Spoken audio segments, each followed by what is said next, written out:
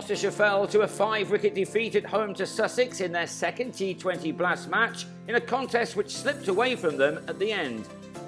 Batting first after losing the toss, Miles Hammond got things moving by depositing David Visa for a 6 as 10 runs came from the opening over. 19 was smashed off the next, Chris Dent striking Henry Crocombe for 3 successive 4s. Leaving it to Hammond to go big again, Crocombe's first ever over in this format, proving to be his last of the match. Alas, Hammond fell for 16 in the next over, George Garton coming on and taking that wicket in an over which cost only a single run. Garton then removed Dent with the first delivery of his second over, Aaron Thomason holding on well as the left-hander departed for 18. And the Gloucesters were 3 down inside the power play. Ian Cobain had just hit Chris Jordan for a maximum, but was bowled next ball for 13, his side getting to 55 for 3 after 6. The boundaries then dried up in spite of this big hit by Jack Taylor off Will Beer.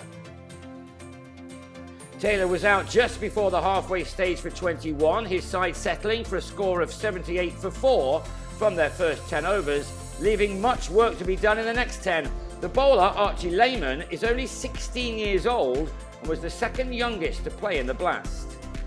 Glenn Phillips was playing in front of his home support for the first time, and he would have delighted them with these 2 maximums, Gloucestershire with the 100 on the board in over number 12.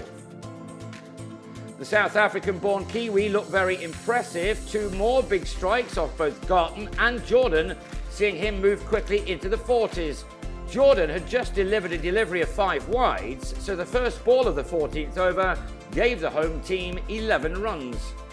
But the next saw the back of Phillips. He could count himself a tad unfortunate to be bowled by Jordan, he departing for 42, with his side now on 127 for 5 in the 14th over.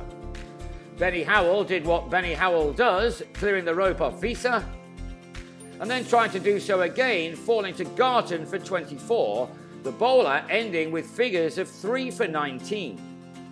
It was left to Graham Van Buren to do his best at the death of the innings, and 2 6s in the penultimate over carried the total to 171. But after he picked out Delray Rawlins off Visa after making 21, the last over brought no boundaries, the total ending on 177 for 7, a score Gloucestershire would have been confident of defending. Even more so after their start with the ball, Josh Shaw removed danger man Travis Head at the end of the second over, David Payne with the catch. And he warmed up his hands again just 3 balls later, this time off his own bowling, Ravi Bopara out without troubling the scorers. Shaw was soon celebrating again as he bowled Visa, a huge moment in this contest we thought, as the visitors had lost 3 big names to slip to 42 for 3 after 5. And that became 58 for 4 at the end of the power play, Rawlins holding out to Hammond off Van Buren to put the hosts very much in the box seat. But the Sharks still had Phil Salt at the crease, and he kept his composure to keep his side in the contest. He was aided by Garton, who added to his excellence with the ball by going after Tom Smith in the spinner's first over. And when Matt Taylor replaced him, the result was the same, Sussex getting to 102 for 4 from 10 and needing a further 76 from the next 10. Garton cleared the rope again, this time off Payne, as all of a sudden there was a realisation that this game may be slipping away from the hosts. Salt, normally the aggressor, was happy to play second fiddle, but still eased to a 50 from 32 balls to have his team ahead of the game at last. In the end, his partnership with Garton was worth 92, made from 9 overs, and it had knocked the stuffing out of Gloucestershire.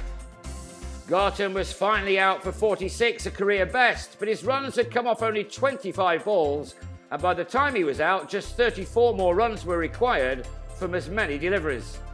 Jordan then ensured there was no late fight back by the Shire as he dispatched Payne for successive 6s to, in the end, take the Sharks to their target with plenty of time to spare.